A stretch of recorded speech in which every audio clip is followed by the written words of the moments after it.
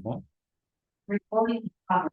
So அதுவும் உங்களுக்கு நீடா இருந்தாலும் ஜாயின் பண்ணிக்கலாம். ஓகேங்களா? ஸோ இன்னைக்கு நான் மகேந்திரன் டெப்டி கலெக்டர் அவங்கள வந்து வெல்கம் பண்றேன். ஸோ மகேந்திரன், உங்களுடைய ஜேர்னி வந்து இனி ரொம்ப மக்களுக்கான சேவை பண்ற அந்த ஜேர்னி ஸ்டார்ட் ஆயிடுச்சு. ஆல்மோஸ்ட் சிஎம் கிட்டயும் அப்பாயின்மெண்ட் ஆர்டர் வாங்கிட்டீங்க. ஸோ ரொம்ப ஹாப்பி. ஸோ உங்களுடைய பயணம் வந்து மென்மேலும் நல்லா இருக்கணும் அப்படின்னு சொல்லி விஷ் பண்ணிக்கிறேன். ஸோ இன்னைக்கு மெயின்ஸ் கிளியர் பண்ணியிருக்கவங்களுக்கு நம்ம வந்து செஷன் சொல்றோம் அப்படின்னு இருந்தோம். ஸோ அதனால group one mains, TNPSC group one மெயின்ஸ்க்கு. ஸோ உங்களுடைய மெயின்ஸ் ஜேர்னி எப்படி இருந்துச்சு? எத்தனை வருஷம் ப்ரிப்பரேஷன்? ஸோ அதை வந்து ஷேர் பண்ணிக்கோங்க. அப்புறம் பசங்களுக்கு ஏதாவது டவுட் இருக்கு கேட்குறாங்க அப்படின்னா நம்ம அதை கிளியர் பண்ணலாம். Thanks brother. கேக்குதுங்களா நான் பேசுறது? ஆடியபிள் தான். ஓகே. சார் சொன்ன மாதிரி தான் என் பேர் மகேந்திரன். ஆக்சுவலா இது என்னோட 5th அட்டெம்ப்ட். ஃபோர்த் மெயின்ஸா எனக்கு கிளியர் ஆயிருந்துச்சு. நான் ஆக்சுவலா 3 மெயின்ஸ்ல என்னென்ன தப்பு பண்ணனோ அதை அந்த மெயின்ஸ்ல ரெக்டிஃபை பண்ணியிருந்தேன். ஆக்சுவலா 190 போஸ்ட் 190 போஸ்ட் இருக்கும்போது 380 கூட என்னால வர முடியாது. நான் தான் இப்போ 16th ரேங்க் எடுத்திருக்கேன். மெயின்ஸ்ல நான் ஒரு சில சின்ன சின்ன தப்புகள் பண்ணிட்டு இருந்தேன், அதை கரெக்ட் பண்ணிட்டேன் இந்த வாட்டி. அதனால என்னால ஸ்டேட் 16th எடுக்க முடிஞ்சது. சரிங்களா? நான் குரூப் ஒன் மெயின்ஸை பொறுத்த வரைக்கும் ஒரு அன்ஃபெயிலிங் வே டு சக்சஸ். நான் எப்பவுமே நம்புறது வந்து என்னன்னா, கண்டென்ட் வந்து பெஸ்டா இருக்கணும். அதை வந்து லெஜிபிளான ஹேண்ட் ரைட்டிங்ல நல்ல ஸ்ட்ரக்சரைஸ்டு ஃபார்மேட்ல கொடுத்தா போதும். இந்த ரெண்டும் இருந்துச்சுன்னா கண்டிப்பா நம்மளால அந்த கொஸ்டின் நல்ல மார்க்கே வாங்க முடியும். அந்த நல்ல மார்க் மூலமா கண்டிப்பா நமக்கு சர்வீஸ் கிடைக்கும். நல்ல கண்டென்ட் இருக்கணும். அந்த நல்ல கண்டென்ட்டை கரெக்டா ஸ்ட்ரக்சரைஸ் பண்ணி ப்ரெசென்ட் பண்ணணும். இது ஒரு வே. பிறகு அடுத்தது வந்து அந்த டிமாண்ட் ஆஃப் த கொஸ்டின், அவங்க என்ன கேட்குறாங்களோ அதை தான் நம்ம அட்ரஸ் பண்ணணும். எக்ஸாம்பிளுக்கு எனக்கு 2017-19 நினைக்கிறேன். அப்போ அப்ஜெக்டிவ்ஸ் ஆஃப் நக்சல் பாரி மூவ்மெண்ட்னு கேட்டிருந்தாங்க. அப்போ நக்சலிசம்ங்கிறது எனக்கு ரொம்ப பிடிச்ச டாபிக். அந்த நக்சலிசமை அந்த ஆரிஜின்ல இருந்து சாரு மசுந்தார்ல இருந்து அவ்வளவுமே எழுதி முடிச்சிட்டேன். முடிச்சதுக்கு அப்புறம் தான் பாக்குறேன் கொஸ்டின்ல அப்ஜெக்டிவ்ஸ் கேட்டு வச்சிருக்காங்க. அப்போ அந்த அப்ஜெக்டிவ்ஸ் அட்ரஸ் பண்ணுமேங்கிறக்க கடைசியா ஒரு 2 பாயிண்ட் மட்டும் அதை எழுதி வச்சிருந்தேன். பார்த்தா அந்த கொஸ்டின் எனக்கு 2 எவாலுவேட்டர்ஸுமே 0 தான் போட்டிருந்தாங்க. அப்போ நம்ம அட்ரஸ் பண்ண வேண்டியது அந்த டிமாண்ட் ஆஃப் த கொஸ்டின்ஸ் தான். அப்போ அதனால கொஸ்டின் ரீடிங் ரொம்ப முக்கியம். அதை ரொம்ப கேர்ஃபுல்லா இருங்க, அதுல மிஸ் பண்ணிடாதீங்க. அப்புறம் ஃப்ரெஷர்ஸ் இப்போ தான் ஃபர்ஸ்ட் டைம் நான் மெயின்ஸ் எழுதுறீங்கன்னா கண்டிப்பா நீங்க ப்ரிப்பேர் டெஸ்ட்டை ஃபோக்கஸ் பண்ணுங்க. எல்லாரும் சொல்ற மாதிரி ஸ்பாட் டெஸ்ட் நல்லது தானே, இல்லைங்களே. ஆனா ப்ரிப்பேர் டெஸ்ட் தான் உங்க கண்டென்ட்டை ஸ்ட்ரென்தன் பண்ணும். நீங்க ப்ரிப்பேர் டெஸ்ட் எழுதாம ஸ்பாட் டெஸ்ட்டே எழுதிட்டீங்கன்னா அந்த கண்டென்ட் வந்து எவால்வ் ஆகாது. என்ன கேட்டாலும் நம்ம எழுதிடலாம் அப்படிங்கிற நிலைமை வந்துடும். குரூப் ஒன் மெயின்ஸ் ப்ரிப்பேர் பண்றவங்களுக்கு எப்பவுமே ஒரே ஒரு டவுட் இருக்கும். சார் கொஸ்டின் ஆன்சர் ஃபார்மேட்ல போகட்டுமா இல்லைன்னா டாபிக் வைஸ் போகட்டுமான்ட்டு. நீங்க 2 டைம் மெயின்ஸ் கொடுத்துருந்தீங்கன்னா நீங்க வந்து கொஸ்டின் ஆன்சர் ஃபார்மேட்டே உங்களுக்கு போதும். உங்கள்கிட்ட ஏன்னா உங்கள்கிட்ட ஸ்பாட் இந்த மெட்டீரியல் ஆல்ரெடி இருக்கும், டாபிக் வைஸ் மெட்டீரியல் உங்கள்கிட்ட இருக்கும். அப்போ நீங்க வந்து கொஸ்டின் ஆன்சர் ஃபார்மேட்டே போகலாம். இதே நீங்க இப்பதான் வாரீங்கன்னா உங்களுக்கு டைமை பொறுத்து. ஃப்ரெஷர்ஸ்க்கு நான் எப்பவுமே சொல்றேன் என்னன்னா, ஒரு 38 ப்ரிப்பேர் டெஸ்ட், ஒரு 38 ப்ரிப்பேர் டெஸ்ட், ஒரு 10 ஸ்பாட் டெஸ்ட், அப்புறம் 2 ஃபுல் மார்க் டெஸ்ட், இவ்வளவுமே மேண்டட்டரி. இது கண்டிப்பா நீங்க பண்ணியே ஆகணும். இந்த 38 ப்ரிப்பேர் டெஸ்ட்ங்கிறது ஹிஸ்டரிக்கு 5 டெஸ்ட், சோஷியல் ஹிஸ்டரிக்கு ஒரு 3 டெஸ்ட், எத்திக்ஸ்க்கு 3 டெஸ்ட், பாலிட்டிக்கு ஒரு 5 டெஸ்ட், சயின்ஸ் அண்ட் டெக்னாலஜிக்கு ஒரு 5 டெஸ்ட், தமிழுக்கு ஒரு 4 டெஸ்ட் வச்சுக்கலாம், ஜியாகிரபி அண்ட் என்விரான்மெண்ட் 4 டெஸ்ட், எக்கனாமிக்ஸ்க்கு 5 டெஸ்ட். இது அவ்வளவுமே ப்ரிப்பேர் டெஸ்டா வச்சிருக்கணும். வச்சாதான் உங்களால 80% சிலபஸை கவர் பண்ண முடியும். இதே நீங்க கொஸ்டின் ஆன்சர் ஃபார்மேட்ல போகலாம். நிறைய இன்ஸ்டியூட் வந்து கொஸ்டின் ஆன்சர் ஃபார்மேட்ல கைட் பண்ணுவாங்க. அந்த கொஸ்டின் ஆன்சர் ஃபார்மேட்ங்கிறது என்ன பொறுத்த வரைக்கும் ஒரு 80% சிலபஸை தான் கவர் பண்ணும். நீங்க கொஸ்டின் ஆன்சர் ஃபார்மேட்ல போறதா இருந்தீங்கன்னா அந்த ஹிஸ்டரியோட கொஸ்டின் டெஸ்ட்டை முடிச்சதுக்கு அப்புறம் சிலபஸ்ல எதெல்லாம் கவர் ஆகல அப்படிங்கிறத பார்த்து 2வது நீங்க ஒர்க் பண்ணணும். அப்படி ஒர்க் பண்ணாதான் நீங்க இந்த அந்த எல்லா டாபிக்குமே கவர் பண்ண முடியும். அதை பார்த்துக்கோங்க. பிறகு வேற என்ன? சரி, வேற ஏதாவது இதுக்கு முன்னாடி எக்ஸ்பீரியன்ஸ், இதுக்கு முன்னாடி எழுதியிருக்கேன், நான் எனக்கு என்ன மிஸ்டேக் பண்ணனே தெரியல, எனக்கு மெயின்ஸ் வரல, இன்டர்வியூ வரல அப்படிங்கிற மாதிரி யாராவது இருந்தீங்கன்னா கேளுங்க, எனக்கு ஏதாவது டவுட் இருந்துச்சுன்னா. மகேந்திரன், நான் அதுதான் இப்ப கேட்க வந்தேன். இப்போ பிகினர்ஸா இருக்கவங்க சொல்லுங்க நம்ம எப்படி எக்ஸ்பீரியன்ஸா எழுதணும் அப்படின்னு தெரியாது, அவங்க ப்ராக்டிஸ் பண்றாங்க. Okay, but bro. வந்து நிறைய அட்டெம்ப்ட் வந்து இப்போ என்கிட்ட இப்போ நம்ம கிளாஸ்ல கூட 5 மெயின்ஸ் 6 மெயின்ஸ் எழுதினவங்களாம் கூட என்ன தப்பா இருக்கும் அப்படின்னு நினைக்கிறீங்க? அதாவது கிளியர் பண்ணாம இருப்பாங்க. Correct bro. இன்ஃபேக்ட் நானே 4th மெயின்ஸ்ல தான் கிராக் பண்ணேன். அது என்ன தப்புனா கொஸ்டின் அண்டர்ஸ்டாண்டிங். அந்த என்ன கேட்டிருக்காங்களோ அந்த demand of the question address பண்ணவே மாட்டோம். நம்ம வந்து அந்த டாபிக் நமக்கு நல்லா ஃபெமிலியரா இருக்கும், அந்த டாபிக்கை சுத்தி சுத்தி எழுதுவோமே தவிர அந்த demand of the question address பண்ணவே மாட்டோம். பிறகு என்னைக்குமே ஒரு கொஸ்டின் என்ன கேட்டாங்களோ அதோட இம்பார்ட்டன்ட் பாயிண்ட், அந்த கோர் பாயிண்ட், அவங்க என்ன எதிர்பார்க்காங்களோ அதை ஃபர்ஸ்டாவே கொடுத்துடணும். இல்ல நான் ஆர்டர் வைஸா தான் கொடுப்பேன், அது ஓகே தான். ஆனா ஃபர்ஸ்ட் அந்த பாயிண்ட்ட குடுத்துட்டீங்கன்னா, உங்களுக்கு நல்ல இம்ப்ரஷன் வரும். அது வந்து இந்த எக்ஸ்பீரியன்ஸ் கேண்டிடேட்டே இருக்காது. ஏன்னா எக்ஸ்பீரியன்ஸ் கேண்டிடேட்ஸ் வந்து என்னன்னா நெறைய தெரிஞ்சு வச்சிருப்பாங்க. தான் தெரிஞ்சு வச்சிருக்க அவ்வளத்தையுமே அதுல டம்ப் பண்ணணும்னு நினைப்பாங்களே தவிர, அவங்க வந்து demand of the question address பண்ண மாட்டாங்க. ஈவன் நான் கூட என்னோட 3 அட்டெம்ப்ட்ல அதான் பண்ணேன். ஒரு லைன் கூட இடம் விடாம ஃபுல்லா எழுதணும்னு சொல்லி நினைச்சேனே தவிர, demand of the question address பண்ணவே இல்ல. எக்ஸ்பீரியன்ஸ் பண்ணக்கூடிய தப்பு அதான். டிமாண்ட் ஆஃப் த கொஸ்டின கண்டிப்பா ஃபோக்கஸ் பண்ணணும். அப்புறம் ஸ்ட்ரக்சரைஸ் யுவர் ஆன்சர். அந்த ஸ்ட்ரக்சரைஸ்ங்கிறது இப்ப இமேஜின்க்கு வச்சுக்கிடுவோமே, லாஸ்ட் டைம் கேட்ட கொஸ்டின். Major recommendations of சர்க்காரிய கமிஷன்னு கேட்டிருந்தான். இந்த கொஸ்டின ஃபுல்லா ஸ்ட்ரக்சரைஸ் பண்ணோம்னா, அப்பாயின்ட் பண்ணது மேடம் இந்திரா காந்திஜிய அப்பாயின்ட் பண்ணாங்க. சேர்மன் யாரு? அதோட மெம்பர்ஸ் யாரு? இது அவ்வளத்தையும் ஒரு இன்ட்ரோடக்ஷன்ல சின்ன லைனா குடுத்துட்டு, அந்த ரெக்கமெண்டேஷன் தான் ஹைலைட் பண்ணணும். அந்த ரெக்கமெண்டேஷன்ஸ்க்கு ஒரு 8 to 10 பாயிண்ட்ஸ் குடுக்கணும். ஏன்னா 10 மார்க் கொஸ்டின் 8 to 10 பாயிண்ட்ஸ் குடுக்கணும். இத வந்து யார் 8 to 10 பாயிண்ட்ஸ் குடுக்கணும். அப்புறம் கன்க்ளூஷன்ல லாஸ்ட்டா முடிக்கும்போது out of 247 recommendations 180 are implemented. இப்படி சொல்லி முடிக்கலாம். இல்லாட்டி தமிழ்நாடு கவர்ன்மெண்ட் ரீசென்ட்டா ஃபார்ம் பண்ண ஏதாவது ஒரு central state committee, Kurian Joseph committee, அது அவங்கள கூட ஹைலைட் பண்ணி குடுத்து முடிக்கலாம். இத வந்து எக்ஸ்பீரியன்ஸ் பண்ண மாட்டாங்க. எக்ஸ்பீரியன்ஸ் என்ன நினைக்கிறாங்கன்னா, எக்ஸ்பீரியன்ஸ் என்ன நினைக்கிறாங்கன்னா, நமக்கு எல்லாம் தெரியும். நம்ம தெரிஞ்சத டம்ப் பண்ணணும் அப்படின்னு நினைக்கிறாங்களே தவிர, டிமாண்ட் ஆஃப் த கொஸ்டினும் பண்ண மாட்டாங்க. ஸ்ட்ரக்சரைஸும் பண்ண மாட்டாங்க. கார்த்திக் ப்ரோ, இத நான் எப்படி ஆக்சுவலா கரெக்ட் பண்ணேன்னா, நெறைய டாப்பர்ஸ் பேப்பர் பார்த்தேன். அந்த டாப்பர்ஸ் பேப்பர்ல அவங்க என்ன பண்ணிருக்காங்கன்னா, கொஸ்டின கரெக்ட்டா ஸ்ட்ரக்சரைஸ் பண்ணி வச்சிருக்காங்க. எல்லா கொஸ்டினும் ஒரே ஸ்ட்ரக்சர் வச்சிருக்காங்க. அந்த ஸ்ட்ரக்சருக்குள்ள அந்த கொஸ்டின் முடிஞ்சிருது. கம்ப்ளீட் ஆயிருது. இப்போ அ பேர் சொல்ல விரும்பல. 2019 டாப்பர் டாப் 3ல இருக்கக்கூடிய ஒருத்தங்களோட பேப்பர் பார்த்தேன். அவங்களோட ஜாலியன் வாலாபாக் அந்த இன்சிடென்ட் கேட்டிருந்தாங்க. அந்த ஜாலியன் வாலாபாக் இன்சிடென்ட் ஒரு ஹிஸ்டரி கொஸ்டின். அந்த ஹிஸ்டரிக்கு ஒரு கரண்ட் அஃபேர்ஸ் டச் வச்சு முடிச்சிருந்தாங்க. பிரிட்டிஷ் பார்லிமெண்ட்ல இந்தியா அதுக்கு மன்னிப்பு கேட்கணும்னு சொல்லி கேட்டிருந்தாங்க. அப்ப அது அவங்க அதுக்கு ஆன்சர் கொடுக்கல அப்படிங்கிறப்ப அதை முதற்கொண்டு அவங்க அதுல ஹைலைட் பண்ணியிருந்தாங்க. அப்போ அவங்க கரண்ட் அஃபேர்ஸ் டச்ச ஹிஸ்டரியில கூட கொடுத்திருந்தாங்க. அப்போ 1919ல இருந்து இப்ப வரைக்கும் நடந்தது. ஏன்னா 100 வருஷம் முடியும். 2019 கொஸ்டின் நினைக்கிறேன். அந்த 100 இயர்ஸ்ல அதை கேட்கும்போது அது வரைக்கும் முடிச்சிட்டாங்கல்ல. ஒரு கொஸ்டின் வந்து கம்ப்ளீட்னா 1919ல 2019 வரைக்கும் முடிஞ்சிடுச்சு. இதை வந்து அவங்க ரொம்ப அழகா பண்ணியிருந்தாங்க. அவங்க டாப்பராவும் இருந்தாங்க. அதான் இந்த எக்ஸ்பீரியன்ஸ் பண்ணக்கூடிய தப்புகள் இதான். Demand of the question address பண்ணணும். கரெக்டா ஸ்ட்ரக்சரைஸ் பண்ணுங்க. இந்த 2 இருந்தாலே போதும். ஓகே. ஸோ நெக்ஸ்ட் ஒரு கொஸ்டின் கேட்டிருக்காங்க. என்னன்னா இப்போ வந்து இன்னும் ஒரு 3 மாசம் இருக்கு. நம்ம வந்து இந்த 3 மாசத்துல இப்ப நான் ஃபர்ஸ்ட் அட்டெம்ப்ட் இப்ப ப்ரிலிம்ஸ் கிளியர் பண்ணியிருக்கேன். இதுதான் ஃபர்ஸ்ட் மெயின்ஸ் அப்படிங்கிறவங்களுக்கு ஒரு ஃபியர் இருக்கும். அதாவது 50-50 நமக்கு வருமா வரலையா அப்படின்ட்டு. அதை வந்து நம்ம எப்படி ஃபேஸ் பண்ணலாம்? ஏன்னா கண்டிப்பா கிளியர் பண்ணணும்னா அவங்க என்ன பண்ணா கண்டிப்பா கிளியர் பண்ண முடியும்? அதாவது ஃபர்ஸ்ட் டைம் எழுதுறவங்களுக்கு. கண்டிப்பா கிளியர் பண்ணா ப்ரிப்பேர் டெஸ்ட்டை ஃபோக்கஸ் பண்ணி ஆகணும். எல்லாரும் இன்ஸ்டியூட்ல கொடுக்கக்கூடிய நோட்ஸை படிக்கிறீங்க வேணாங்களே. ஆனா ஸ்பாட் டெஸ்ட்டை விட ப்ரிப்பேர் டெஸ்ட்டை ப்ரிப்பேர் பண்ணணும். ஏன்னா ப்ரிப்பேர் டெஸ்ட் தான் உங்களோட கண்டென்ட்டை ஸ்ட்ரென்தன் பண்ணும். ஸ்டாட்டிக் ஆன்சரை தான் ப்ரிப்பேர் பண்ணணும். எல்லாரும் ப்ரிப்பேர் டெஸ்ட்னோட அதுல கொஸ்டின் டைனமிக்கா இருக்கும். நம்ம அப்படி எழுதினா நமக்கு வந்துடும் வராது. அந்த ப்ரிப்பேர் டெஸ்ட்ல ஸ்டாட்டிக் கொஸ்டினை ப்ரிப்பேர் பண்ணுங்க. ஜென்ரலா what are the causes and causes effects and impact of air pollution, இந்த மாதிரி கொஸ்டின்களை கூட நீங்க ப்ரிப்பேர் பண்ணலாம். ஏன்னா இதுதான் உங்களோட ஆன்சரை முதல்ல ஸ்ட்ரென்தன் பண்ணும். உங்களுக்கு பேஸ் நல்லா வந்துடும். அந்த ஏர் பொல்யூஷன்னா என்னங்கிறதோட ஐடியா வந்துரும்ல. 1857 ரிவால்ட்டை பத்தி அப்படி கேக்குறாங்கன்னா அது ஒரு ஐடியா உங்களுக்கு தெரியணும்ல. நீங்க டைனமிக் கொஸ்டினே எழுதிக்கிட்டே இருந்தீங்கன்னா அது வராது. அதனால ஃப்ரெஷர்ஸ் வந்து ப்ரிப்பேர் டெஸ்ட்டுக்கு இம்பார்ட்டன்ஸ் கொடுங்க. ஸ்டாட்டிக் கொஸ்டின்ஸை கண்டிப்பா அட்ரஸ் பண்ணுங்க. ஸ்டாட்டிக் கொஸ்டினை ப்ரிப்பேர் பண்ணுங்க. ஸ்டாட்டிக் கொஸ்டின் என்ன கேட்டாலும் நம்ம எழுதிடலாம்னா உங்களுக்கு கண்டென்ட் எவால்வ் ஆகவே செய்யாது. அதனால பிகினர்ஸ் வந்து ப்ரிப்பேர் டெஸ்ட்டுக்கு தான் இம்பார்ட்டன்ஸ் கொடுக்கணும். அப்படியே உங்களுக்கு டைம் இருந்துச்சுன்னா டாபிக் வைஸ் நோட்ஸ் ப்ரிப்பேர் பண்ணுங்க. நான் என்னோட 4th பேப்பருக்கு ஃபுல்லா டாபிக் வைஸ் நோட்ஸ் தான் வச்சிருந்தேன். பிறகு history, polity question answer, social இஷ்யூஸ்க்கும் கொஸ்டின் ஆன்சர் தான். சோஷியல் இஷ்யூஸ்க்கு டாபிக் வைஸ் நோட்ஸ் வச்சிருந்தேன். Science and technology topic wise தான் வைக்கணும். அது வச்சாதான் கரெக்ட் ஆகும். அப்புறம் தமிழ் டாபிக் வைஸ் தான். அப்புறம் எத்திக்ஸ் வந்து கொஸ்டின் ஆன்சர் ஃபார்மட் தான் போயிருந்தேன். இவ்வளவுதான். டைம் இருந்துச்சுன்னா டாபிக் வைஸ் நோட்ஸ் ப்ரிப்பேர் பண்ணுங்க. அதுதான் ஒரு அன்ஃபெயிலிங் வே. அது கண்டிப்பா சக்சஸ் கொடுக்கும். டாபிக் வைஸ் நோட்ஸ் வச்சிருந்தீங்கன்னா. இப்ப டைம் இல்ல அப்படின்னா நீங்க கொஸ்டின் ஆன்சர் ஃபார்மட் போலாம். கொஸ்டின் ஆன்சர் ஃபார்மட் அந்த ஹிஸ்டரியில கொஸ்டின் ஆன்சர் ஃபார்மட்ல எல்லாம் முடிச்சதுக்கு அப்புறம் எந்த டாபிக் கவர் ஆகலையோ அதை கண்டிப்பா எடுத்து ஒர்க் பண்ணணும். அப்படி ஒர்க் பண்ணலன்னா அந்த டாபிக் தெரியாம போயிடும். சரிங்களா? ஓகே. ஸோ மகேந்திரன் இன்னொரு கொஸ்டின் கேட்டிருக்காங்க.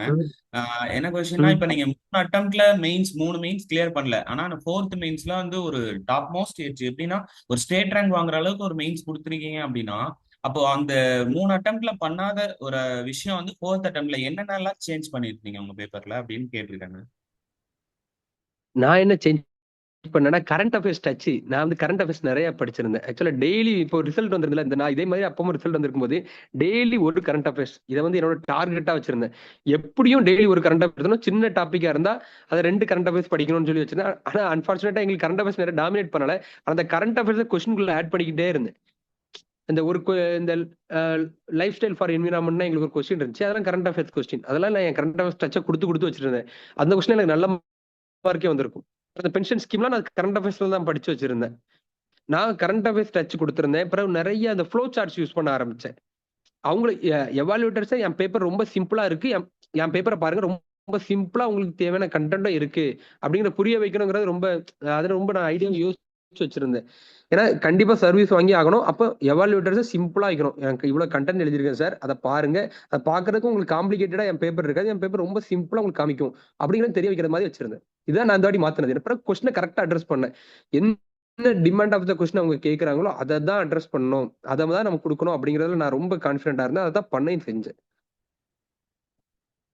ஓகே. வேற ஸோ questions? எல்லா இப்போ 3 இப்போ பேப்பர் 2, 3, 4க்கு எல்லாத்துக்குமே அதே தானா? கண்டென்ட் மாத்துனீங்க, அதுக்கப்புறம் கரண்ட் அஃபேர்ஸ். வேற என்னெல்லாம் வந்து இப்போ எக்கனாமிக்ஸ் பேப்பர் 4லயோ இல்ல பாலிட்டி இல்ல ஹிஸ்ட்ரி அந்த மாதிரி இதுல தேர்ட் அட்டம்ப்டை தாண்டி ஃபோர்த்ல ஏதாச்சும் புதுசா ட்ரை பண்ணீங்களா? இல்ல அப்டேட் எல்லா பண்ணீங்களா? டாபிக்கும் ஃபோர்த் தான். சொல்லுங்க bro. எக்கனாமிக்ஸ் என்விரான்மெண்ட்டுக்குலாம் எல்லா டாபிக்கும் ஒரு டேட்டா எடுத்துக்கிட்டேன். மேபி எக்கனாமிக்ஸ்க்கு ஃப்ளோ சார்ட் வச்சிருப்பேன், பார் டயக்ராம் வச்சிருப்பேன். இதெல்லாம் அப்புறம் சோசியல் இஷ்யூஸ்க்கும் இந்தியா தமிழ்நாடுக்கு பார் டயக்ராம் வச்சிருந்தேன். எல்லா டாபிக்குமே வச்சிருந்தேன். ஏன்னா இந்த ஃபோர்த் அட்டம்ப்ட்ல தான் ஆட் பண்ணேன். எந்த கொஸ்டின் கேட்டாலும் அந்த டாபிக்ல தான், எப்படி சைல்டு அபியூஸ்னா அந்த டாபிக் சைல்டு அபியூஸ்க்கு 2014 எப்போ இருந்துச்சு, இப்போ எப்படி இருக்கு, 10 வருஷத்துல எவ்வளவு இருக்கு, தமிழ்நாடு இதே மாதிரி இந்த மாதிரி பார் டயக்ராம் வச்சிருந்தேன். எல்லா டாபிக்குமே ரெடி பண்ணியிருந்தேன். அதே மாதிரி எக்கனாமிக்ஸ்க்கும் டாக்ஸ் கலெக்ஷன் எவ்வளவு இருக்குது, டைரக்ட் டாக்ஸ் இன்டைரக்ட் டாக்ஸ் அது எவ்வளவு இருந்துச்சு, இந்த மாதிரி ஜிஎஸ்டி வந்து அப்புறம் எப்படி இருந்துச்சு, இது எவ்வளவு மாறி இருக்கு, பெர் கேபிட்டா இன்கம் போது கூட நான் அப்படி வச்சிருந்தேன். ஏன்னா நமக்கு அதை வந்து ஒரு எக்ஸ்ட்ரா அட்வான்டேஜா அப்படி காமிக்கும். நம்ம வந்து அதை வேர்ட்ஸ்ல சொல்றதை விட ஒரு பிக்டோகிராஃபிக்கா சொல்லும் போது அவங்களுக்கு அதை பாக்குறதுக்கு ரொம்ப ஈஸியா இருக்கும். அவங்களுக்கு ரொம்ப அவங்க எல்லாமே வேர்ட்ஸ்லயே பார்த்துட்டு இருக்கும்போது நம்ம பேப்பரை போக ரொம்ப கன்வீனியன்டா இருக்கணும், ரொம்ப ஈஸியா இருக்கணும். ஆனா நம்ம சொல்லக்கூடிய மெசேஜும் அவங்களுக்கு போய் சேர்ந்துரும். அதுதான் நான் பண்ணேன் இந்த வாட்டி. எல்லாத்துக்கும் டேட்டாஸ் வச்சிருந்தேன். எக்கனாமிக்ஸ் என்விரான்மெண்ட் சோசியல் இஷ்யூஸ் இந்த 3க்குமே அந்த டேட்டா இருந்துச்சு. சயின்ஸ் அண்ட் டெக்னாலஜி ஒரு சில டாபிக் டேட்டா வச்சிருந்தேன். இதை நான் எக்ஸ்ட்ராவா ஆட் பண்ணேன். ஓகே. ஸோ லாஸ்ட் டைம் வந்து சயின்ஸ் அண்ட் டெக் வந்து எப்படி ஹேண்டில் பண்ணீங்க அப்படின்னு சொல்லி கேட்டிருக்காங்க. சயின்ஸ் அண்ட் டெக்னாலஜி பெரிய டாபிக். ஆக்சுவலா என்கிட்ட சயின்ஸ் அண்ட் டெக்னாலஜி 2017 உள்ள நோட்ஸ் எல்லாம் இருந்துச்சு, அதெல்லாம் நான் எடுத்து படிச்சேன். ஆனா அதுக்கப்புறம் நான் என்ன பண்ணேன்னா டாபிக் வைஸ் படிக்க ஆரம்பிச்சிட்டேன். இந்த கரண்ட் அஃபேர்ஸ் கூட நானும் என் ஃப்ரெண்ட் ஒருத்தங்க இருந்தாங்க, அவங்களோட சேர்ந்து டெய்லி 2 டாபிக் சயின்ஸ் அண்ட் டெக்னாலஜிக்கு நோட்ஸ் எடுத்தோம். என்னன்னா ஒரு 2 பேஜ் தான், 2 பேஜுக்கு மேல எந்த டாபிக்குமே நோட்ஸ் எடுக்கக்கூடாது. அதுல கிளியரா இருந்தோம். அந்த ஒரு டாபிக்ல 2 பேஜ் தான் அப்படின்னு சொல்லி நாங்க நோட்ஸ் எடுத்தோம். அப்படி நோட்ஸ் எடுத்து நான் சயின்ஸ் அண்ட் டெக்னாலஜி ப்ரிப்பேர் பண்ணேன். ஏன்னா வேற எந்த சோர்ஸ் மெட்டீரியலுமே இல்ல. சயின்ஸ் அண்ட் டெக்னாலஜி நான் வந்து ஒரு இன்ஸ்டியூட்டோட மெட்டீரியல் தான் ரெஃபர் பண்ணேன். ஆக்சுவலா ஒரு இன்ஸ்டியூட்டோட மெட்டீரியல் எடுத்தேன். அப்புறம் ஃபுல்லா அந்த ஆன்லைன் சோர்சஸ் தான், இன்டர்நெட்ல சர்ச் பண்ணி தான் எடுத்தேன். ஆனா அதுல ஒரு சில கொஸ்டின்ஸ் அப்படி டைரக்டாவே ரிஃப்ளெக்ட் ஆயிருந்து. இன்ஃபேக்ட் இந்த போன்சாய் கேட்டிருந்தாங்களே, கிளாசிபிகேஷன்ஸ் ஆஃப் டைப்ஸ் ஆஃப் போன்சாய்னு கேட்டிருந்தாங்க, அதெல்லாம் ஹார்டிகல்ச்சர் வெப்சைட்ல இருந்துச்சு. அப்ப அதை பார்த்தா நானும் ஃப்ரெண்டை நோட்ஸ் எடுத்து வச்சிருந்தோம், அதுல டயக்ராம் எல்லாம் போட்டு வச்சிருந்தோம். அந்த கொஸ்டின் அப்படியே ரிப்பீட் ஆச்சு. நான் science and technology topic wise notes எடுத்தேன். அது டெய்லி நமக்கு அந்த அந்த நோட்ஸ் எடுக்க ரொம்ப கஷ்டமா இருக்கக்கூடாதுங்கிறக்க டெய்லி 2 டாபிக் இல்ல டெய்லி ஒவ்வொரு டாபிக் ஒரு 1 மணி நேரம் இருந்தா போதும். ஒரு வாரம் கஷ்டமா இருக்கும், என்னடா இப்படியே இருக்கேன்ட்டு. ஆனா டெய்லி ஒவ்வொரு டாபிக் நானே ஃப்ரெண்ட் எடுத்தோம். அது ரொம்ப பெரிய டேர்னிங் பாயிண்டா இருந்துச்சு 2 பேருக்குமே. ஓகே. மகேந்திரன், ஆக்சுவலி நான் ரொம்ப முக்கியமான ஒரு கொஸ்டின் கேட்கணும். என்னன்னா, இப்போ இந்த மெயின்ஸ் ப்ரிப்பரேஷன்ல ஆஸ்பிரன்ஸ் வந்து பாத்தீங்கன்னா கம்பைன் ஸ்டடி அப்படிங்கிறது செட் ஆகுமா, இல்லைன்னா இண்டிவிஜுவலா படிக்கணுமா? ஏன்னா கம்பைன் ஸ்டடி எந்த அளவுக்கு யூஸ்ஃபுல்லா இருக்கும், இல்லைன்னா வந்து இண்டிவிஜுவலா படிச்சாலே போதுமா?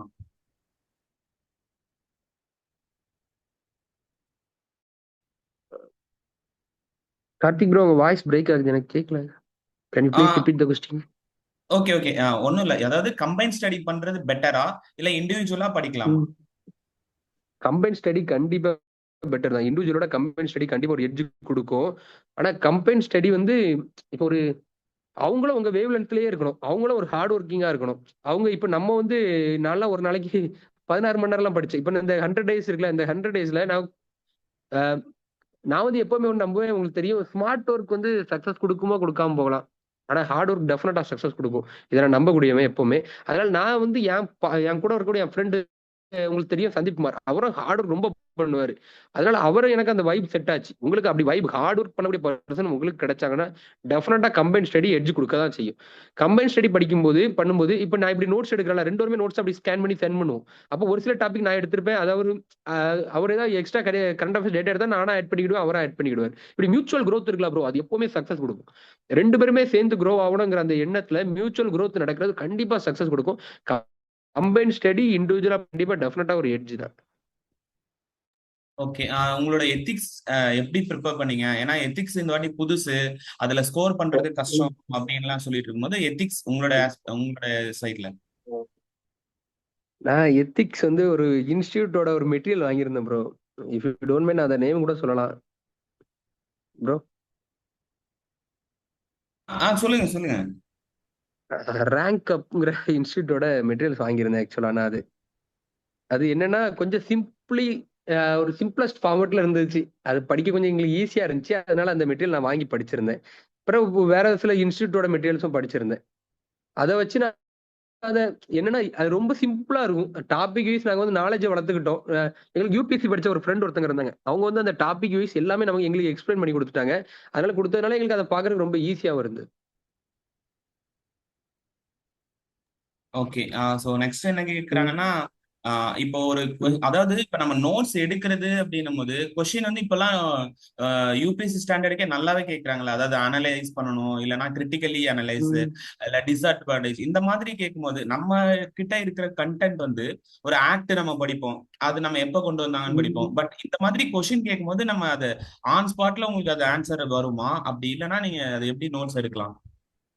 ப்ரோ அது வந்து ஃபீட்பேக் தான். நம்ம வந்து அந்த கொஸ்டின் வந்து எப்படின்னா, நீங்க ப்ரிப்பேர் டெஸ்ட் முடிச்சுட்டு ஸ்பாட் டெஸ்ட் எழுதுவீங்கல்ல, அப்போ ஒரு நல்ல ஃபீட்பேக் குடிக்கக்கூடிய ஒரு மென்டரை பார்த்துக்கணும். அவங்க வந்து இந்த அனலைஸை எப்படி ஹேண்டில் பண்ணணும், கிரிட்டிக்கலி அனலைஸ்னா எப்படி பார்க்கணும், டிஸ்கிரைப்னா எப்படி பார்க்கணும், எலுஸ்ட்ரேட்னா என்ன எப்படி பார்க்கணும், எவாலுவேட்னா எப்படி பார்க்கணும் அப்படிங்கறத அவங்க சொல்லுவாங்க.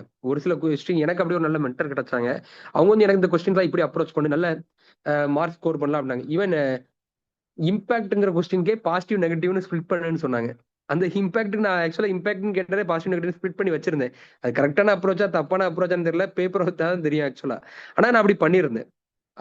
அதனால நீங்க அந்த ஸ்பாட் டெஸ்ட் எழுதி முடிச்சுட்டு, கார்த்திக் ப்ரோ நீங்க கூட சொல்லலாம். உங்க ஸ்டூடெண்ட்ஸ் இருந்தாங்கன்னா, நீங்க அந்த அவங்க எழுதி முடிச்சதுக்கு அப்புறம் அவங்க பேப்பரை பார்த்து அனலைஸ் வந்து இப்படி போங்க. அதை வந்து உண்மையிலேயே நம்மளா கண்டுபிடிக்கிறது கொஞ்சம் கஷ்டம். எனக்குமே அனலைஸ் கிரிட்டிக்கலி அனலைஸ் எப்படி பண்றது, எலுசிடேட் எப்படி பண்றதுங்கிறது எப்பவுமே கன்ஃபியூஸாவே இருக்கும். அப்போ நான் ஒரு என் மென்டர் அந்த சார்கிட்ட கொடுத்து கேட்பேன், எப்படின்னா எப்படி சார் பண்ணலாம் அப்படிங்கும்போது இந்த கொஸ்டின் இப்படி அப்ரோச் பண்ணு, அனலைஸ்ன்னு கேட்டா இப்படி அப்ரோச் பண்ணு, இதை ஸ்டாட்டிக்கா கன்சிடர் பண்ணு, இதை டைனமிக்கா கன்சிடர் பண்ண அவங்க ஒரு ஒப்பீனியன் கொடுத்தாங்க. எனக்கு செட் ஆச்சு ஆக்சுவலா. அதனால நான் அதை ஒரு என் ஃப்ரெண்ட் அந்த மென்டர் அவங்கள வச்சுதான் அதை கண்டுபிடிச்சிட்டேன். ஓகே. ஸோ நெக்ஸ்ட் என்ன கேட்டிருக்காங்கன்னா, இப்போ ப்ரிலிம்ஸ் ஒரு வாட்டி நான் கொடுத்தேன், மெயின்ஸ் கிளியர் ஆகல. அப்புறம் நான் இப்போ மெயின்ஸும் கிளியர் ஆகல, ப்ரிலிம்ஸும் கிளியர் ஆகல. இப்போ நான் நெக்ஸ்ட் இயருக்கு both prelims and mains clear பண்ணணும் அப்படின்னா என்ன பண்ணலாம் அப்படின்ற மாதிரி கேட்குறாங்க. இப்போ கன்செப்டே இப்போ நீங்க 4 மெயின்ஸ்லாம் கொடுத்துருக்கீங்கன்னும் போது அப்போ எல்லா டைமுமே ஒவ்வொரு டைமும் ப்ரிலிம்ஸ் கிளியர் பண்றீங்கன்னா அதுக்கு ஒரு ஸ்ட்ராட்டஜி இருக்கும்ல, அதை வந்து கேட்குறாங்க. நான் எப்பவுமே ப்ரிலிம்ஸ் தனியா மெயின்ஸ் தனியா தான் ப்ரோ பார்ப்பேன். ப்ரிலிம்ஸ்ங்கிறது கம்ப்ளீட்லி டிஃபரெண்ட். நான் இன்ஃபேக்ட் ப்ரிலிம்ஸ்க்கு வந்து தமிழ்ல ப்ரிப்பேர் பண்ணுவேன். என் சோர்ஸ் ப்ரிலிம்ஸ் சோர்ஸ் அவ்வளவுமே தமிழ்ல தான் இருக்கும். நான் ஒரு சில இது கான்செப்ட் அண்டர்ஸ்டாண்டிங் பண்ணி படிச்சுக்கிடுவேன். அதனால என் ப்ரிலிம்ஸ் மெட்டீரியல் ஃபுல்லா தமிழ்ல தான் இருக்கும். ப்ரிலிம்ஸ் தனி மெயின்ஸ் தனி. ப்ரிலிம்ஸ் எக்ஸாம் முடியிற வரைக்குமே டில் டேட் நான் மெயின்ஸுக்கு நோட்ஸ் இந்த மெயின்ஸ் இதை எடுக்கவே மாட்டேன். ஆனா ப்ரிலிம்ஸ் முடிஞ்ச அடுத்த நாள் நைட்டே நான் மெயின்ஸ் எடுத்துருவேன். நீங்க ப்ரிலிம்ஸ்க்கு ஃபோக்கஸ் பண்றதா இருந்தா ஒரு சில இன்ஸ்டியூட்டோட புக்ஸே நல்லா இருக்கு. ஸ்கூல் புக்ஸே மோர் தென் எனஃப். நான் லட்சுமிகாந்த் படிச்சதே இல்லை. உங்களுக்கு தேவைப்படலாம். லட்சுமிகாந்த் எல்லாரும் பாலிட்டி லட்சுமிகாந்த் தான் பைபிள் மாதிரி அப்படிம்பாங்க. நான் லட்சுமிகாந்த் புக் படிச்சதே இல்லை. நான் ஒரு ஹார்ட் ஒர்க், நான் வந்து எப்பவுமே ஹார்ட் ஒர்க் ரொம்ப நம்புவேன். ஸ்மார்ட் ஒர்க் வந்து எல்லாரும் சொல்லுவாங்க ஸ்மார்ட்டா ஒர்க் பண்ணி கண்டிப்பா ஜெயிச்சிடலாம், ஒரு 50% ஜெயிக்கலாம், 50% தோத்துலாம். ஆனா ஹார்ட் ஒர்க் டெஃபினட்டா 100% ஜெயிச்சிடலாம். நான் ப்ரிலிம்ஸ்க்கு படிச்சது வேணா சொல்றேனே, 6th to 12th polity, 6th to 10th polity எல்லாமே படிச்சேன். 11th 12th பாலிட்டியில சிலபஸ்ல இருக்கிறது மட்டும் படிச்சேன். சிலபஸ் இல்லாத யூனிட்டோட புக் பேக் பார்த்தேன். ஹிஸ்டரியும் அதே மாதிரிதான். 6th to 10th polity, 6th to 12th பாலிட்டியே சிலபஸ் உள்ளது மட்டும் தான் படிச்சேன். அப்படி சிலபஸ் இல்லாத யூனிட்டோட புக் பேக் பார்த்தேன். எல்லாரும் 11th ஹிஸ்டரி ஸ்கிப் பண்ணுவீங்க, நான் 11th ஹிஸ்டரியும் படிச்சேன். அதுக்கப்புறம் ஜியாகிரபி அதே மாதிரி தான். 6th to 10th ஜியாகிரபி படிச்சேன். +1 +2ல ஒரு சில செலக்டட் லெசன்ஸ் மட்டும் படிச்சேன். இப்போ உங்களுக்கு ஜியாகிரபி வெயிட்டேஜ் குறைச்சதுனால நீங்க அவ்வளவு போனா, அதே மாதிரி எக்கனாமிக்ஸ் அப்படிதான். 6th to 10th ஃபுல்லாவும் 11th 12th book syllabus மட்டுமே படிச்சேன். அப்படி சிலபஸ்ல இல்லாத யூனிட்டோட புக் பேக் பார்த்துருவேன். இதுதான் நான் பண்ணேன். அதே மாதிரி யூனிட் 8 9க்கு எத்திக்ஸ் ஃபுல்லா நான் படிக்க தான் செஞ்சேன். நான் ஸ்கூல் புக் தான் எனக்கு பிரைமரி சோர்ஸ். நான் எந்த ஒரு இன்ஸ்டியூட் இந்த மெட்டீரியல் ஹண்டிங்கிறது ரொம்ப மோசமானது நான் எப்பவுமே நம்புவேன். மெட்டீரியல் சோர்ஸை வந்து லிமிட் ஆகிக்கணும். அதை மல்டிபிள் டைம் ரிவ்யூஸ் பண்ணாலே நம்ம கண்டென்ட் வந்து கண்டிப்பா க்ரோ ஆகும். இதை நான் எப்பவுமே நம்புவேன். அதனால என் சோர்ஸை லிமிட்டா வச்சுக்கிட்டேன். ஸ்கூல் புக்ஸ் தான் என்னோட ஒரு மேஜர் ஒரு பேக் போன்னே சொல்லலாம். நான் இன்ஃபேக்ட் போன ப்ரிலிம்ஸ்ல 158 கொஸ்டின்ஸ் போட்டிருந்தேன். என்னோட ரெக்கார்ட் ஹையா தான் 158 கொஸ்டின் போட்டிருந்தேன். அது ஃபுல்லா ஸ்கூல் புக் தான். இப்போ நீங்க இப்ப இருக்கிற கொஸ்டின்லாம் பார்க்கும்போது வெங்கடேஷன் புக்லாம் நீங்க போகலாம். அது கூட நல்ல ஆப்ஷன் மாதிரி தான் இருக்குது. சரிங்களா? Okay okay thank you. ஸோ இன்னொரு கொஸ்டின் என்ன கேட்குறாங்கன்னா, ம். இப்போ வந்து ஒரு ஸ்டாட்டிக் கொஸ்டின் இருக்கு. எல்லாருமே இப்ப நம்ம ம். ஒரு ஆர்டிகல் கேக்குறாங்க, ஒரு ஆக்ட பத்தி கேக்குறாங்கன்னா எல்லாரும் சேம் அதே தான் நம்ம எழுதுவோம். அப்படி எழுதும் போது நம்மளுடைய மார்க்கை பூஸ்ட் பண்றதுக்கு என்ன பண்ணலாம் அப்படிங்கிற மாதிரி கேக்குறாங்க. ஓகே. இது ஒரு நல்ல கொஸ்டின். ஸ்டாட்டிக் கொஸ்டின் எழுதும்போது நம்ம மார்க் பூஸ்ட் அப் பண்றதுக்கு ஸ்டாட்டிக் கொஸ்டினை முதல்ல ஸ்டாட்டிக்காவே அப்ரோச் பண்ணிடணும். இப்ப ஸ்ட்ரக்சர் அண்ட் ஃபங்க்ஷன்ஸ் ஆஃப் ஈகோ சிஸ்டம்னு போராட்டி எங்களுக்கு ஒரு கொஸ்டின். அதை வந்து நான் வந்து அட்வான்ஸா திங்க் பண்றேன், எனக்கு எல்லாரோட நல்ல மார்க் வேணான்ட்டு அதை ரொம்ப மாத்திலாம் எழுத வேண்டிய அவசியம் இல்ல. ஸ்டாட்டிக் கொஸ்டின்ஸ்ல நம்ம முதல்ல 15க்கு 13 மார்க் வாங்குறதுக்குள்ள வழிகளை பார்த்துடணும்.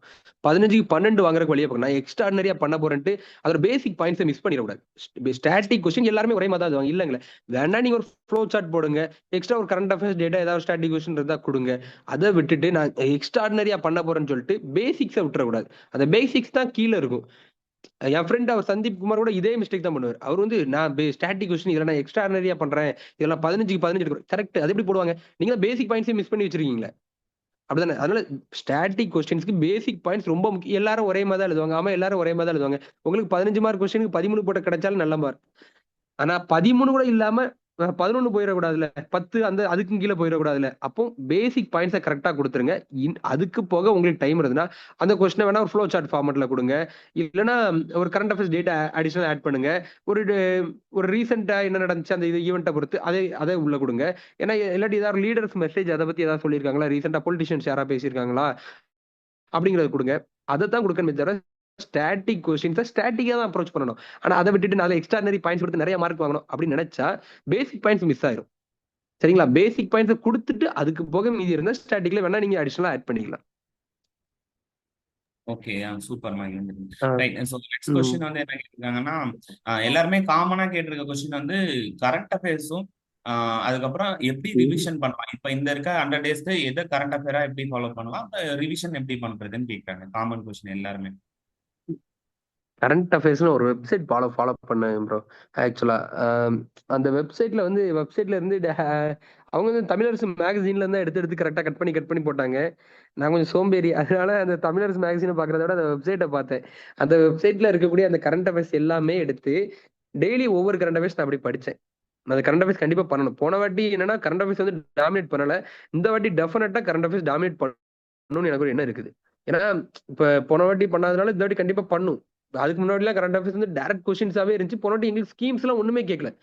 நாலு ஸ்கீம்ஸ் எல்லாம் அவ்வளவு ஸ்கீம்ஸே படிச்சு வச்சிருந்தேன், ஒண்ணுமே கேட்கல. இந்த வாட்டி கேட்கலாம். ஆனா கரண்ட் அஃபேர்ஸ் வந்து நியூஸ் பேப்பர் அந்த மாதிரிலாம் நீங்க போக வேண்டாம். ஏதாவது ஒரு வெப்சைட்ஸ் ஃபாலோ பண்ணுங்க. இந்த மெயின்ஸுக்குன்னே பர்டிகுலரா நிறைய யூடியூப் சேனல்ஸ் ரன் பண்ணிட்டு இருக்காங்க. உங்க கரண்ட் அஃபேர்ஸ் வந்து கார்த்திக் ப்ரோவே கரண்ட் அஃபேர்ஸ் கொடுப்பாங்க. அந்த கரண்ட் அஃபேர்ஸை ஃபாலோ பண்ணுங்க. கார்த்திக் ப்ரோ கொஞ்சம் கரண்ட் அஃபேர்ஸ் நிறைய கொடுங்க. சரிங்களா? ஒரு 100+ கரண்ட் அஃபேர்ஸ் கொடுங்க. கண்டிப்பா. அது கண்டிப்பா யூஸ் ஆகும். நீங்க 50+ அதெல்லாம் அப்படி சுருக்கிற வேணாம். 100+ போயிருங்க கரண்ட் அஃபேர்ஸ். அது வந்து கண்டிப்பா உங்களுக்கு ஸ்டாட்டிக் கொஸ்டின்ஸ்க்கே யூஸ் ஆகும். சரிங்களா? அதை ஃபாலோ பண்ணீங்க போதும். ரிவிஷனுக்கு கேட்டிருக்கேன். ரிவிஷன் ரிவிஷன் ஆக வந்து ஃப்ரெஷர்ஸ்க்கு வந்து ரிவிஷன் பண்ண எப்பவுமே டைம் இருக்காது. அதனால அவங்க அந்த டெஸ்ட் பேட்டர்னே ஃபாலோ பண்ணா போதும். இதே எக்ஸ்பீரியன்ஸ் கேண்டிடேட் ரிவிஷன் வந்து எப்படி பண்ணணும்னா, ஹிஸ்டரிக்குள்ள நான் எப்படி பண்ணேன்னு சொல்றேன். உங்களுக்கு செலக்ட் இதாகும் சூட் ஆகணுமா பாத்துக்கங்க. ஹிஸ்டரிக்குள்ள 5 டெஸ்ட் என்கிட்ட வந்து மெட்டீரியல் இருக்கும். கொஸ்டின் ஆன்சர் ஃபார்மட்ல இருக்கும். இந்த 5 டெஸ்ட்டையும் 5 நாள்ல படிச்சு முடிச்சுட்டு 6வது நாள் என் ஃப்ரெண்ட் யாராவது ஒருத்தர் கொடுத்து இந்த கொஸ்டின் எனக்கு ஒரு 20 கொஸ்டின் எடுத்து கொடுங்க அப்படின்னு சொல்லி கேட்பேன். இல்லைன்னா சாட் ஜிபிடி கூட கேட்பேன். அதை ஒரு டெஸ்டா எழுதுவேன் 6வது நாள். அதுக்கப்புறம் ஹிஸ்டரியில ஏதாவது ஒரு இன்ஸ்டியூட் இருக்கும். அந்த இன்ஸ்டியூட் வந்து ஹிஸ்டரிக்கு ஒரு மார்க் டெஸ்ட் வச்ச மாதிரி ஒரு கொஸ்டின் வச்சிருப்பாங்க. ஹிஸ்டரிக்கு மட்டும் 300 மார்க். அதை வந்து நான் அப்படி எழுதுவேன். இதுதான் என்னோட ரிவிஷனே தவிர படிச்சதே திருப்பி திருப்பி படிச்சுட்டு இருக்கலாம் இல்லைங்களே. ஆனா இப்படி ஃபாலோ பண்ணும்போது நம்ம கண்டென்ட்டும் க்ரோ ஆகும், நம்ம ரிவைஸும் பண்ண மாதிரி இருக்கும். சரிங்களா? இதைத்தான் நான் ஃபாலோ பண்ணேன். ஓகே. ஸோ இன்னொரு கொஸ்டின் என்ன கேட்டிருக்காங்கன்னா, இப்போ ஒரு கொஸ்டினுக்கு நான் நிறைய பாயிண்ட் எழுதுனா எனக்கு மார்க் நல்லா போடுவாங்களா, இல்ல கரெக்டா அட்ரஸ் பண்ணி ஒரு 7-8 பாயிண்ட் மினிமம் கொடுத்தா போதுமா அப்படிங்கிற மாதிரி கேட்கறாங்க. ப்ரோ ஹானஸ்டா சொல்லணும்னா நிறைய பாயிண்ட்ஸ் தேவைதான். நம்ம அஹ், சும்மா சொல்றதுக்காக கம்மியான பாயிண்ட் எழுதினா போதும் நல்ல மார்க் வரும்னு சும்மா சொல்லலாம். ஆனா ஹானஸ்டா நிறைய பாயிண்ட்ஸ் எதிர்பார்க்கறாங்க. இப்போ அந்த ரெக்கமெண்டேஷன் தான் சர்க்காரி கமிஷனே பார்ப்போமே, அந்த கொஸ்டின்லாம் நான் ஒரு 10 பாயிண்ட்ஸ் கொடுத்திருந்தேன். ஆனா 10 மார்க் கொஸ்டின், அது 10 பாயிண்ட் கொடுக்கணுங்கிறது என் மைண்ட் செட். நான் எப்பவுமே எப்படி வச்சிருப்பேன்னா, ஒரு ஒரு கொஸ்டின் வந்து ஒரு ஸ்பிட் அப்பே இல்ல, டைரக்டா அப்படிதான் கேட்டிருக்கேன். ஃபீச்சர்ஸ் ஆஃப் இந்தியன் கான்ஸ்டிடியூஷன் அப்படின்னு இருந்துச்சுன்னா, ஒரு 10 மார்க் கொஸ்டின் டெஃபினட்டா 8 டு 10 பாயிண்ட்ஸ் கொடுக்கணும். 10 மார்க் கொஸ்டினா இருந்தா. இதே 15 மார்க் கொஸ்டினா இருந்தா 13 பாயிண்ட் மினிமம் கொடுக்கணும். ஸ்பிளிட் அப் கொஸ்டினா இருந்தா அது வேரி. அது வந்து அது டிபெண்ட் ஆன் தி கொஸ்டின், அந்த வெயிட்டேஜை பொறுத்து. ஆனா ஒரு சிங்கிள் கொஸ்டினுக்கு டெஃபினட்டா நிறைய பாயிண்ட்ஸ் அவங்க எதிர்பார்க்கறாங்க. நிறைய பாயிண்ட்ஸ் இருக்கக்கூடிய ஆன்சருக்கு நல்ல மார்க் விழுது. அதனால நிறைய பாயிண்ட்ஸ் போறது ஒன்றும் தப்பு இல்லை. சரிங்களா? பிறகு ஒரு கொஸ்டினுக்கு அதிக முடிஞ்ச அளவுக்கு எக்ஸாம்பிள்ஸ் கொடுங்க. இந்த எக்ஸாம்பிள்ஸ் வந்து நம்ம கொஸ்டினை வந்து கண்டிப்பா எவால்வ் ஆக்கி காமிக்கும். எப்பவுமே நான் நம்ம நல்லா அந்த கொஸ்டின் அண்டர்ஸ்டாண்ட் பண்ண தெரிஞ்சவங்களுக்கு தான் அதோட எக்ஸாம்பிள் கொடுக்க முடியும். எக்ஸாம்பிள் வச்சு எக்ஸ்பிளைன் பண்ண முடியும். அதனால எக்ஸாம்பிள்ஸ் அவங்க எக்ஸ்பிளைன் பண்றாங்க. கரண்ட் அஃபேர்ஸ்க்கு இம்பார்ட்டன்ஸ் கொடுங்க. அந்த கரண்ட் அஃபேர்ஸையும் அந்த கொஸ்டின்ல ஆட் பண்ணுங்க. அவ்வளவுதான். வேற எனி டவுட்ஸ்? இன்னொரு டவுட் என்ன கேட்டிருக்காங்கன்னா, இப்போ ஒரு சப் சப்ஹெட்டிங் மாதிரி போட்டுட்டு நம்ம வந்து பாயிண்ட்ஸ் வந்து கட் பண்ணி எழுதலாமா, அப்படி இல்லைன்னா வந்து வெறும் பாயிண்ட்ஸாவே எழுதிட்டு போயிடலாமா அப்படின்ற மாதிரி கேட்டுட்டாங்க. இது எனக்கு போன வாட்டி வந்த டவுட் தான். சப்ஹெட்டிங் ஃபார்மட் தான் கரெக்ட். ஆக்சுவலா பாயிண்டா கொடுக்கறத வந்து அவங்க எக்ஸ்பெக்ட் பண்ண மாட்டாங்க, லைக் பண்ண மாட்டாங்க. அந்த கொஸ்டினுக்கு நிறைய மார்க் விழ மாட்டேங்குது. நீங்க சப்ஹெட்டிங் கொடுத்து கீழே அந்த சப்ஹெட்டிங்கே திருப்பி எக்ஸ்பிளைன் பண்ணி வச்சிருக்க கூடாது. அது ரிலேட்டடா ஏதாவது எழுதிருக்கணுமே தவிர சப்ஹெட்டிங் ஃபார்மட்ல போங்க. அதுதான் ஒரு சக்சஸ்ஃபுல் ஃபார்மட்னு ஒண்ணு கிடையவே கிடையாது. That is no saturation point. Evolve ஆயிட்டே தான் இருக்கும் மெயின்ஸை பொறுத்த வரைக்கும். ஆனா எதுக்கு நல்ல மார்க் வந்திருக்கோ அது கொஸ்டின் வந்து கரெக்ட் நான் நினைப்பேன். எப்பவுமே எனக்கு உள்ள ஒரு ப்ரொஃபசர், ஒரு சார் வந்து சொன்னது என்னன்னா, கரெக்ட் ஆன்சர்னு ஒண்ணு கிடையவே செய்யாது. ஆனா எந்த ஃபார்மட்டுக்கு நல்ல மார்க் விழுதோ அந்த வழியிலே நம்ம போயிடணும்ல. சப்ஹெட்டிங் ஃபார்மட் தான் நிறைய மார்க் விழுது. அதனால சப்ஹெட்டிங் ஃபார்மட்லயே போயிருங்க. நீங்க சப்ஹெட்டிங் இல்லாம பாயிண்ட்ஸாவே கொடுக்கறதுக்கு வந்து சப்ஹெட்டிங் அளவுக்கு மார்க் விழல. சரிங்களா? ஓகே. ஸோ அதே மாதிரி இப்போ வந்து கன்க்ளூஷன் நம்ம கொடுக்குறோம்ல, இப்போ கன்க்ளூஷன் வந்து கம்பல்சரி கொடுக்கணுமா, இல்ல 10 மார்க் 15 மார்க், இல்ல 15 மார்க் மட்டும் கொடுத்தா போதுமா? ப்ரோ ஆக்சுவலா நான் வந்து கன்க்ளூஷன் எல்லாமே கொடுப்பேன். கார்த்திக் bro, நான் வந்து எப்பவுமே ஒரு ஸ்ட்ரக்சர் வச்சிருப்பேன். என் ஸ்ட்ரக்சர் வந்து எல்லா கொஸ்டினுக்கும் அந்த ஸ்ட்ரக்சர் வச்சிருப்பேன். 10 மார்க் கொஸ்டின்னா இதுதான். ஒரு 2 லைன் இன்ட்ரோடக்ஷன் மாதிரி கொடுப்பேன். அடுத்த ஒரு பாக்ஸ் கண்டென்ட், அடுத்த கொஸ்டின் அட்ரஸ் பண்ணுவேன். கடைசியில ஒரு 2 லைன் ஒரு கரண்ட் அஃபேர்ஸ் டச், இல்லைன்னா லீடர்ஸ் சொன்ன கோட்ஸ் ஏதாவது கொடுத்தா முடிப்பேன். இது என்னோட 10 மார்க். 15 மார்க்கும் இதே மாதிரி தான். ஒரு இன்ட்ரோடக்ஷன் வந்து எல்லாருமே இன்ட்ரோடக்ஷன் எழுத வேண்டாமாங்க. ஆனா 15 மார்க் கொஸ்டின் அவ்வளவுக்குமே இன்ட்ரோடக்ஷன் எழுதியே போனேன். இன்ட்ரோடக்ஷன் எழுதி 3 லைன் கொடுப்பேன். அடுத்த ஒரு பாக்ஸ் கண்டென்ட், அடுத்த கொஸ்டின் அட்ரஸ் பண்ணுவேன். Depend of the question. கடைசியில ஒரு ரீசென்ட்னு கொடுத்து ஏதாவது ஒரு கோட் கொடுப்பேன். இல்லைன்னா ஏதாவது லீடர்ஸ் யாராவது ஒருத்தங்க பேசியிருப்பாங்க, பொலிட்டிஷியன்ஸ் பேசியிருப்பாங்க, சீஃப் மினிஸ்டர், பிரைம் மினிஸ்டர் யாராவது ஒருத்தர் அந்த டாபிக் இதை பத்தி பேசியிருப்பாங்க. கிளைமேட் சமிட்னா அதை பத்தி பிரைம் மினிஸ்டர் பேசியிருப்பாங்க. பிறகு சென்ட்ரல் ஸ்டேட் ரிலேஷன்னா நம்ம சிஎம் பேசியிருப்பாங்க. இப்படி ஏதாவது ஒண்ணு உள்ள கொடுப்பேன். கொடுத்துட்டு கடைசியில ஒரு கன்க்ளூஷன், ஒரு பாசிட்டிவ் கன்க்ளூஷனா சொல்லி முடிப்பேன். இந்த ஸ்ட்ரக்சரை நான் எப்பவுமே வச்சிருந்தேன். எல்லா கொஸ்டினும் வச்சிருந்தேன். ஈவன் எந்த கொஸ்டின் அவங்க கேட்டாலும் என்னோட ஸ்ட்ரக்சர் இதுதான். அவங்களுக்கு என் ஆன்சர் சிம்பிளா இருக்கணும். ஆனா அது எல்லாமே கவர் ஆயிருக்கணும். டாப் டு பாட்டம் எல்லாம் கொடுத்துருங்கிறதுல நான் ரொம்ப தெளிவாவே இருந்தேன். ஓகே. ஸோ இன்னொரு சரிங்களா? டவுட் என்ன கேட்டிருக்காங்கன்னா, இப்போ ம். நம்ம நிறைய பேர் காமனா வரதான், அதாவது ஒரு கொஸ்டின் கேட்டிருக்காங்க, அதுக்கு நமக்கு சுத்தமா ஐடியாவே இல்லை அப்படிங்கிற பட்சத்துல, இல்ல அல்லது ஒரு 20 to 40% தான் அதுல தெரியுது அப்படின்னா, நம்ம அதை எப்படி ஃபுல்லாமே மார்க் ஸ்கோர் பண்ண முடியும் அந்த கொஸ்டின்? எல்லா கொஸ்டினுக்கும் ஈக்குவல் வெயிட்டேஜ் தான் ப்ரோ கொடுக்கணும். தெரியும் தெரியாதுங்கிறதுலாம் அந்த எப்படி அந்த டாபிக் நமக்கு தெரிஞ்சிருக்கும். அந்த கொஸ்டினை சுத்தி சுத்தியா எழுதுறதுக்கு நமக்கு தெரியணும். ஈக்குவல் வெயிட்டேஜ் கொடுங்க. அதுக்கு தான் ப்ரோ நான் அந்த ஸ்ட்ரக்சர் வச்சிருப்பேன். இந்த ஸ்ட்ரக்சரை நம்ம எல்லா கொஸ்டினுக்கும் யூஸ் பண்ணும்போது அந்த அவங்களுக்கு வந்து எது தெரிஞ்ச கொஸ்டினா தெரியாத கொஸ்டினா அப்படிங்கிற எண்ணமே இருக்காது. நம்ம ஸ்ட்ரக்சர், அந்த ஸ்ட்ரக்சருக்குள்ள அந்த ஆன்சர் அடைக்க பார்த்துரும். நம்ம அந்த ஸ்ட்ரக்சர் எழுதணும். இந்த 10 மார்க் கொஸ்டின் அந்த ஸ்ட்ரக்சர் வச்சிருக்கேன்னா இந்த ஸ்ட்ரக்சருக்குள்ள இந்த ஆன்சர் அடைக்கிறோங்கிறத நம்ம ஏமா இருக்கும். அப்ப அந்த கொஸ்டினை வந்து நம்ம அதுக்குள்ள ஃபீட் பண்ணும்போது அந்த கொஸ்டின் நமக்கு நல்லா தெரிஞ்ச கொஸ்டின் மாதிரியே எவாலுவேட்டர்ஸ் அதை ஃபீல் பண்ணிடுவாங்க. அதுதான் அதுல ஒண்ணு. அதுதான் நான் ஸ்ட்ரக்சரை ஃபாலோ பண்ணுவேன். எனக்கு தெரிஞ்ச கொஸ்டின்னா அதை கன்க்ளூஷன் எழுதாம முடிக்கிறதோ, தெரியாத கொஸ்டின் கன்க்ளூஷன் எழுத முடியாது அப்படிலாம் இல்ல. தெரியாத கொஸ்டினுக்கு ஏதாவது கன்க்ளூஷன் எழுதி முடிப்பேன். அதுதான் ஸ்ட்ரக்சர். நீங்க தெரியாத கொஸ்டின்களுக்குலாம் ஒரே ஸ்ட்ரக்சர் ஃபாலோ பண்ணுங்க. அது வந்து கண்டிப்பா சக்சஸ் கொடுக்குது. நிறைய பேர் பேப்பர்ல பார்க்கும்போது அதுக்கு நல்ல மார்க்கும் கிடைக்குது. ஓகே. ஸோ சரிங்களா? தமிழ் ஆர் ம். இங்கிலீஷ் அப்படின்றே கேட்குறாங்க. இதுக்கு நான் என்ன பதில் சொல்ல ப்ரோ? தமிழ் 2லயுமே சக்சஸ் பண்ணவங்க இருக்கதான் செய்றாங்க. ஆனா எல்லாரும் மெஜாரிட்டி இங்கிலீஷ்ல எழுதி கிடைச்சிருச்சு அப்படிங்கும்போது எல்லாரும் இங்கிலீஷ் இங்கிலீஷ்னு சொல்றாங்க. நீங்க ஸ்கூலிங் தமிழ்ல பண்ணியிருந்தீங்கன்னா, உங்களுக்கு தமிழ் கம்ஃபர்டபுளா தான் இருக்கும். தமிழ்லயே போலாம். தமிழ்லயே நல்லா கன்டென்ட் எழுதுனா கண்டிப்பா மார்க் விழதான் செய்யும். ஆனா என்ன கன்டென்ட்ட வந்து கொஞ்சம் பிரிஸ்கா குடுக்கணும். எப்படி சொல்லலாம்னா, கொஞ்சம் தமிழ் வேர்ட்ஸ் வந்து கொஞ்சம் நல்ல தமிழ் வார்த்தைகள குடுத்தீங்கன்னா, ரொம்ப நல்லா இருக்கும் பாக்க. அ இப்ப கவர்னன்ஸ் இருக்குன்னு வைங்களேன், அதோட அட்வான்டேஜ் என்னன்னா, நேரம் மிச்சம் அப்படின்னு குடுக்கிறத விட, கால விரயம் தவிர்ப்பு. இது நல்லா இருக்குல்ல. ஏன்னா, நான் தமிழ் பேப்பர்ல ஒரு நல்ல டாப்பரோட பேப்பர் இத பார்த்தேன். இதுல கால விரயம் தவிர்ப்பு, இந்த மாரி வார்த்தைகள்லாம் குடுத்திருந்தாங்க. சூப்பரா இருந்துச்சு. அவங்க டாப் 10ல கூட வாங்கி வந்திருந்தாங்க. இந்த வாட்டி இல்ல. இதுக்கு முந்தின டைம்ல நான் அவங்க பேப்பர் பார்க்கும்போது அப்படி இருந்துச்சு. தமிழ்ல எழுதியே நல்ல மார்க் எடுத்தவங்க இருக்கதான் செய்றாங்க. கன்டென்ட்ட கொஞ்சம் பிஸ்கா குடுங்க. கதை கதையா எழுதுறத விட தமிழ்ல நெக் டு நெக்ம்பாங்க. என்னோட சார் ஒருத்தர் சொல்லுவாரு, "நெக் டு நெக் தமிழ்ல பாயிண்ட் அடிச்சுட்டாங்கன்னா, கண்டிப்பா சர்வீஸ் வந்துரும்டா" அப்படிம்பாரு. அதே மாரி தான். தமிழ்லயே நெக் டு நெக் குடுக்க பாருங்க. கண்டிப்பா சர்வீஸ் வரதான் செய்யும். நமக்கு எந்த லாங்குவேஜ் கம்ஃபர்டபுளோ அதுல போயிரணும். சரிங்களா? ஓகே. ரொம்ப நன்றி மகேந்திரன். நிறைய கொஸ்டின்ஸ் வந்து தேங்க்யூ. நல்லா ஆன்சர் பண்ணீங்க. ஆக்சுவலி இப்போ எனக்கு ம். என்னன்னா, ஒரு சவுத் தமிழ்நாட்டுல இருந்து ஒரு மகேந்திரன் மாதிரி படிச்சு எல்லாருமே வரணும் அப்படிங்கிறது தான் எல்லாரோட ஆசையுமா இருக்கு. நீங்க இந்த சிஎம் அந்த மீட்டிங்ல அப்பாயின்மெண்ட் ஆர்டர் வாங்கினது எப்படி இருந்துச்சு மகேந்திரன்? அதே மாதிரி சொசைட்டிக்கு இப்ப நீங்க அடுத்து போய் எப்படி இருக்கும், உங்களோட எக்ஸ்பெக்டேஷன்ஸ் எப்படி இருக்கு இப்போ கரண்ட்ல? ப்ரோ ஆக்சுவலா அந்த சிஎம் மூமெண்ட்லாம் ரொம்ப சர்ரியலா இருக்கும் ப்ரோ. ரொம்ப ஒரு டிராமாட்டிக்கா இருந்துச்சு எனக்கு. நம்ம இதுக்கு முன்னாடி எனக்கு இது என்னோட ஃபர்ஸ்ட் சர்வீஸ். எல்லாருக்குமே நெறைய பேர் அங்க சர்வீஸ் வாங்கிட்டு ஆல்ரெடி ஒரு சர்வீஸ்ல இருந்துட்டு 2வது வந்திருந்தாங்க. இதுதான் என்னோட ஃபர்ஸ்ட் சர்வீஸ். ரொம்ப பயமா தான் இருந்துச்சு.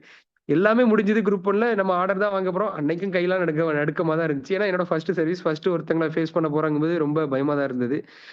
பிறகு சொசைட்டி ஃபேஸ் பண்ணா நான் ரொம்ப பிளாங்கா தான் ப்ரோ போணும்னு வச்சிருக்கேன். ட்ரெய்னிங்க்கு அப்போ ரொம்ப நம்ம ஒரு ஓவர் திங்க் பண்ணிட்டு இப்படி பண்ணணும், இப்படி பண்ணணும், அப்படி போனா நம்மளோட எக்ஸ்பெக்டேஷன்ஸ்ங்கிற ஏதோ மாறிடக்கூடாதுங்கிறக்காக பிளாங்கா போணும். கரெக்ட்டா சொசைட்டிக்கு என்ன தேவையோ அத பண்ணணும். ஆ நான் எப்பவுமே ஃபர்ஸ்ட் கம் ஃபர்ஸ்ட் சர்வ்ன்னு நெனைப்பேன்.